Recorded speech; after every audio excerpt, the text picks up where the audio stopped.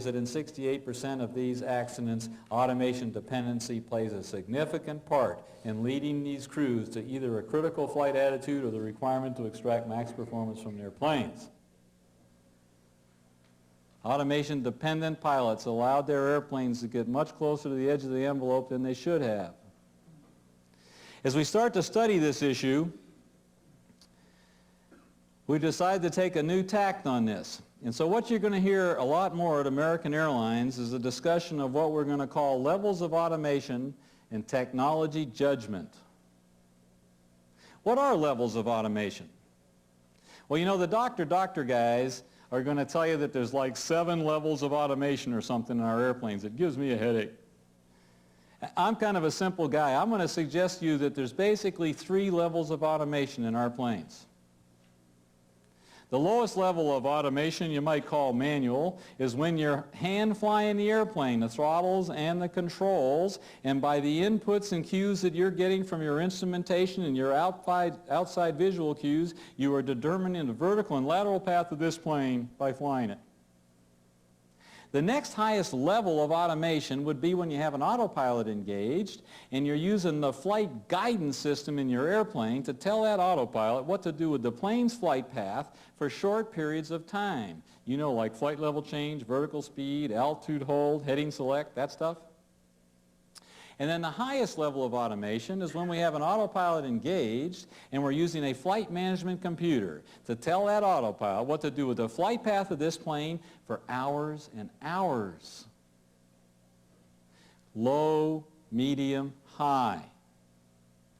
Now the question becomes, which is the appropriate level for the task at hand? You know, you could say all this automation was put in our 2-man airplanes to reduce the workload on the 2-man crew. That's why it's in there. And you could say that to go up a level of automation will reduce workload, and that would be true in many scenarios. You know, FMC hooked up to an autopilot's a great workload reducer for crossing the North Atlantic. You can also say, however, that going down a level in automation will reduce workload in certain scenarios. And as we study the accident history, what we find in the vast majority of the cases is this, that the crew, the 2-man crew, has lost situation awareness. Well, how'd that happen? Well, the 2-man crew became task saturated. Well, how'd they become task saturated? In the vast majority of the accidents, they became task saturated because they were trying to operate at too high a level of automation and a rapidly changing flight path requirement. Did you hear what I just said? They needed to drop down a level in order to maintain their situation awareness. They had to reduce workload. As an example, suppose you're coming in on a star somewhere. Let's say in an FMC airplane to start with. We'll deal with flight guidance too in a minute. We're coming in an FMC airplane on a star someplace. And we've probably had that star arrival all loaded up in that computer for an hour or more. And everything's going just as planned, and we're in LNAV and VNAV, and everything's going just great. And we're stroking down the star, and as long as everything goes as planned, it all works perfect. But let's say as you're coming through around 20,000 feet or so, the controller calls you up and says, American Umpty-Ump, change your arrival. I want you to turn left now, head so-and-so, descend to maintain such-and-such an altitude, intercept the so-and-so radial of the such-and-such VOR for the arrival to Umpty-Ump runway. At this point, is it time to go?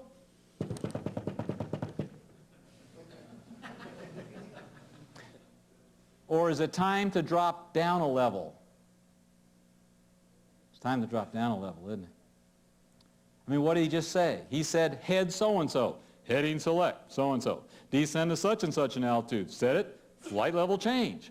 Now the plane's going where he asked us to go. And our head's up, and we know it is.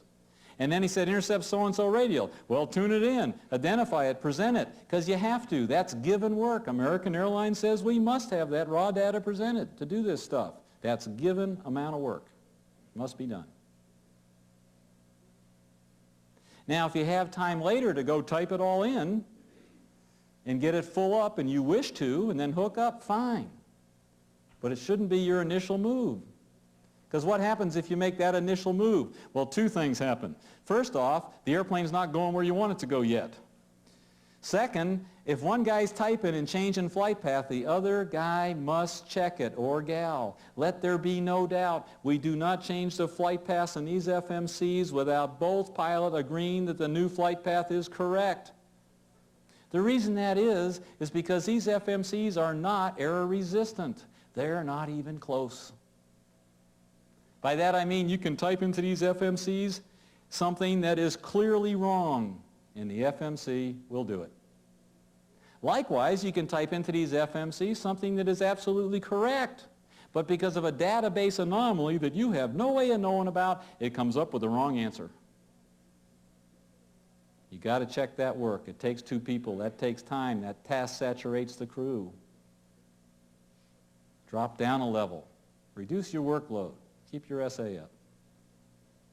Another great example, it applies to you flight guidance airplanes just as well as the FMC kind of people. And I bet every pilot in this room has seen this. I bet you have all seen this act. Watch. I'm out there doing one of my once-a-month turnarounds, you know, that I get to do. And so I'm out there doing one of those. I think it was a Vail turnaround. In fact, Doug was on my jump seat watching, and we'd gone out to Vail, and we're coming back, and we're doing one of those arrivals. You know, the coming in from the northwest at Dallas. They used to call it the Boyd's arrival. Now it's called the Bowie arrival.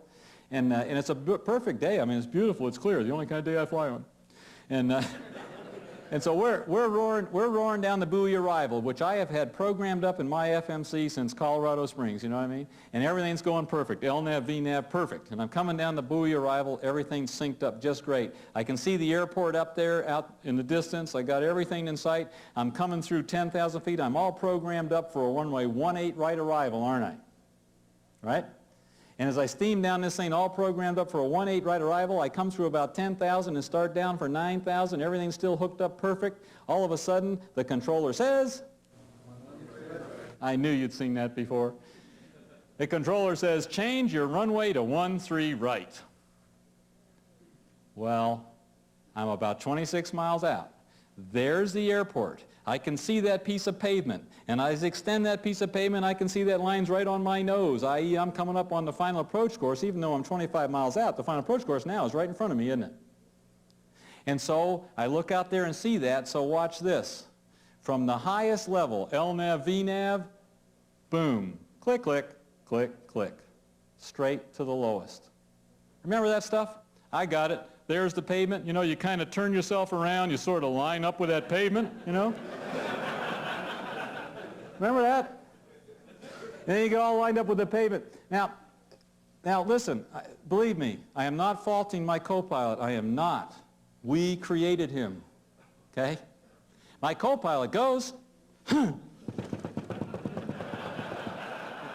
I'm flying, you know, I'm turning around here. I'm saying, hey, would you put in the ILS for 13 right? I could use the glide slope, you know, 1091, would you?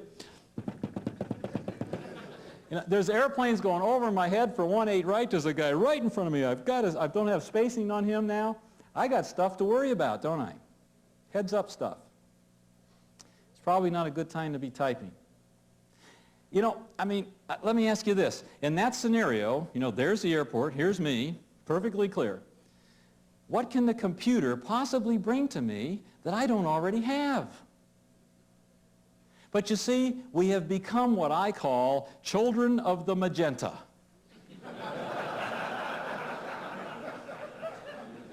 You know, we think we have to have those magenta lines on the map and that magenta V-bar that's steering us toward that line, or for some reason the plane won't fly. Now I'm being facetious.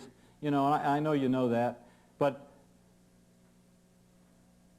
sometimes that's probably not the right action. Another, you might be interested in knowing that along that line and that kind of issue, we had a Fokker aircraft a couple, 3 months ago coming in for 17 either center or left, and they gave him a sidestep to 17 right. Now he's visual, he's 10 or 12 miles out, he can see the airport, straight in, all he's got to do is sidestep, and they go down, and the other pilot watches him, and they land on approach control frequency with no clearance. You got to pick the appropriate level of automation for the task at hand. To that end, we've determined that we have to change the culture that drives us to attempt to operate at the highest levels at all times. We created this culture. I mean, the whole industry created this culture. And it needs to be changed. And to that end, we have a new course called Human Factors in Safety Training, and it's going to focus on exactly that. You'll be getting that in recurrent training, and everyone seems to be pretty happy with it. It's going to focus on levels of automation and technology judgment. Read that top bullet to yourselves, if you would, and tell me if you know what I'm trying to say with that.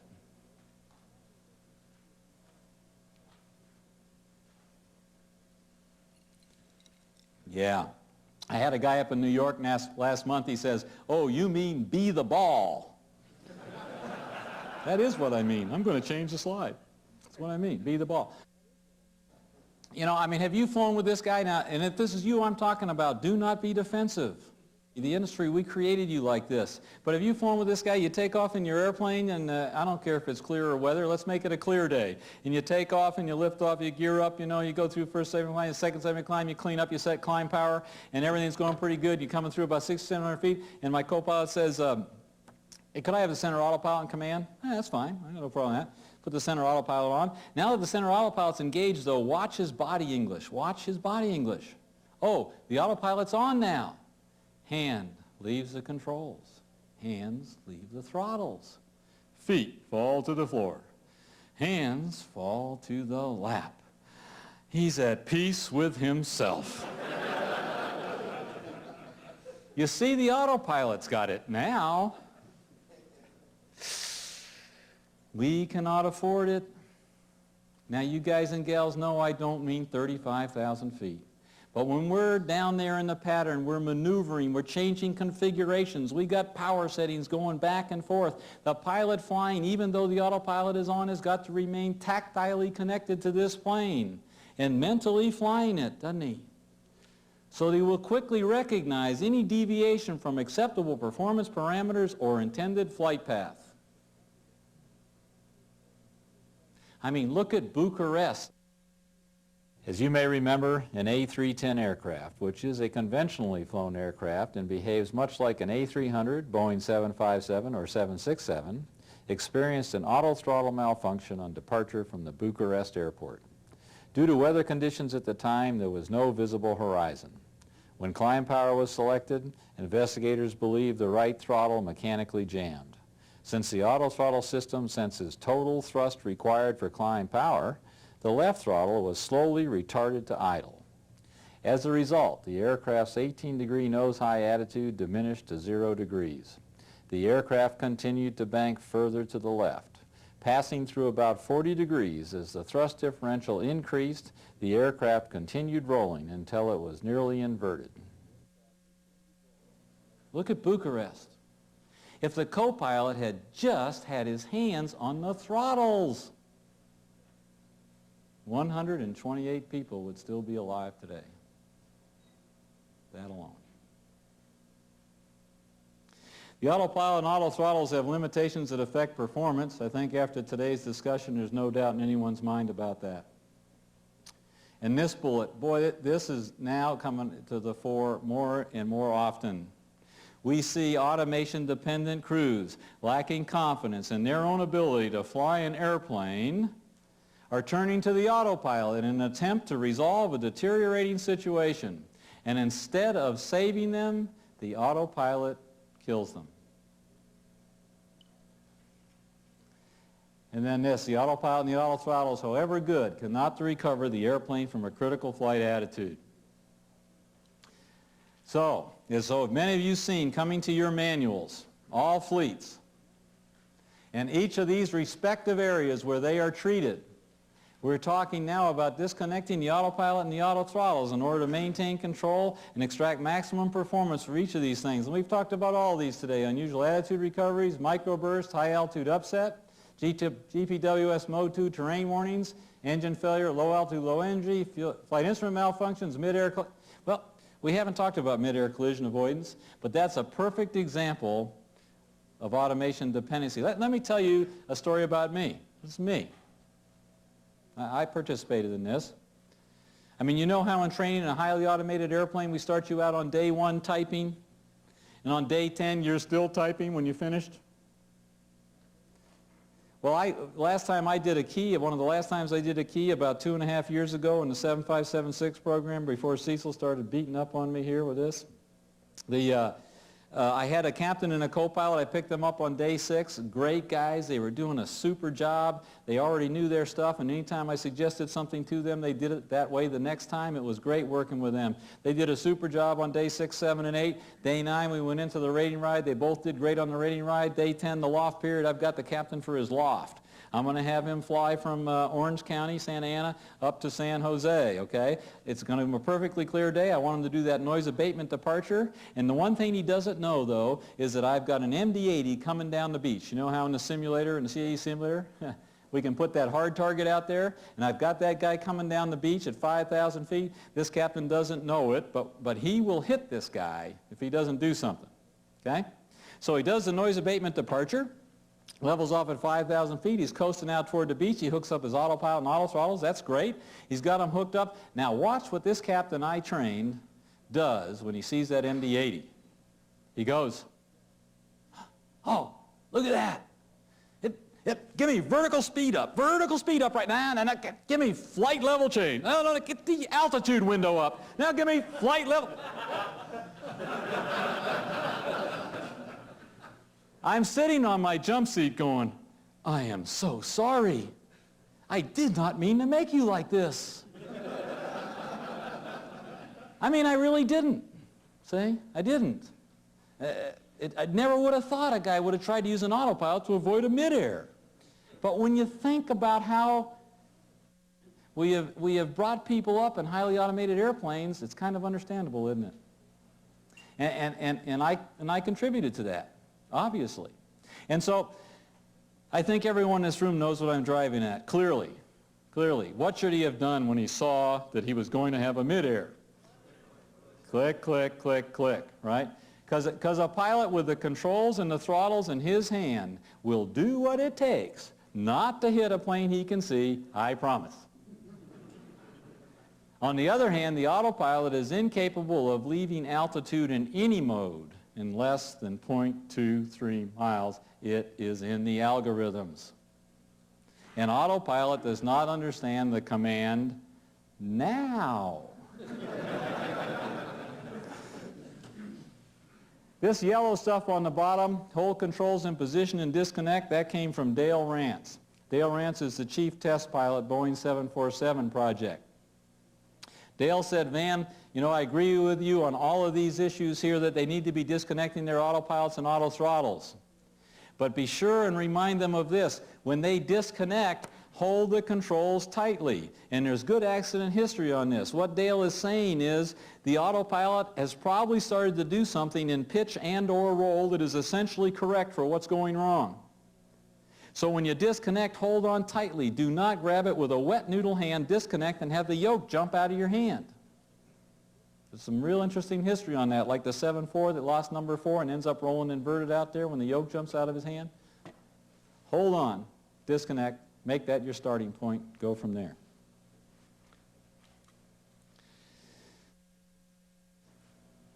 The red box on this slide is not in your operating manuals.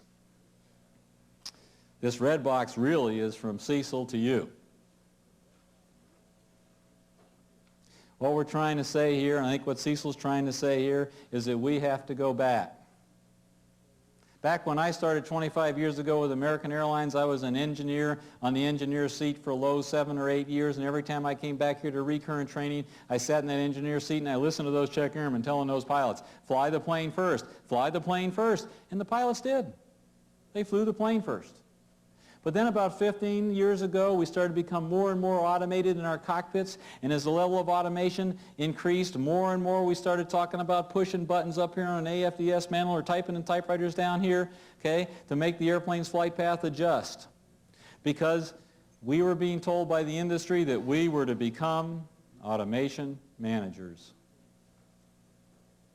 But the accident history of the first 6 years of the 90s clearly shows automation managers plugging themselves into the ground all over this planet.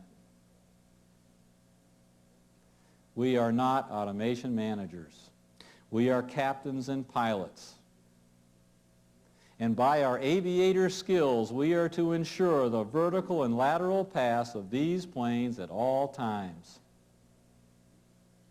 We will use the wonderful tools of automation that have been provided to us to help us with that task. But when the automation is not maintaining the intended flight path, we will turn it off and maintain the path by our skills. As an example of approach parameters, if you're coming down a non-precision approach and the autopilot's engaged and you're in the last segment of this and you're in vertical speed and it becomes apparent that your airplane for some reason or another is going to go through MDA, is it time to push altitude hold? It's not, is it? It's time to go click, click, click, boom, because you can stop it at MDA. The autopilot can't. Or how about this? Let me ask you guys out here, the 7576 community, A300 guys et al. What's the most often asked question in our cockpits? What's it doing now? Right? And I'm going to suggest to you if that question gets asked in a low altitude environment, the pilot flying should really be going click, click, click, click. This airplane is departing from its intended flight path for some reason. Don't allow it. Maintain the path. Stabilize it, trim it up, and then say, why did it do that? And if it turns out to be mode confusion, which most likely it was, if you want to bring your computer up and put your autopilot and connect it back to it, fine. But don't allow the deviation. And then bottom line on this, to maintain flying skills. It's probably the most important segment in this automation dependency issue. As every pilot in this room understands, you know, if we're coming in somewhere and we decide we're going to get some hand flying time or something, and so we turn off our autopilot but we don't turn off our auto throttles, are we flying? No. We're just guiding the airplane to the V-bars. There's not even a requirement for a cross-check here. To maintain piloting skills, we must both manipulate the controls and manage the energy of the airplane. In doing so, it requires a cross-check and the maintenance of normal piloting skills. You know, Cecil's a great leader. I'll say that with him in here even. He's a great leader, and Cecil would never say to you, you will. It ain't going to happen. He's a leader.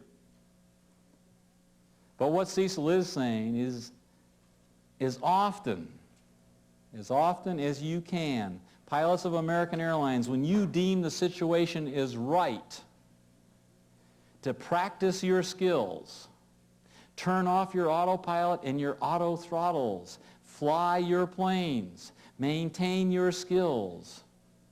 So that the day something happens, you will have the proficiency and the complete confidence in your own ability to take over an airplane and fly it in any circumstance successfully.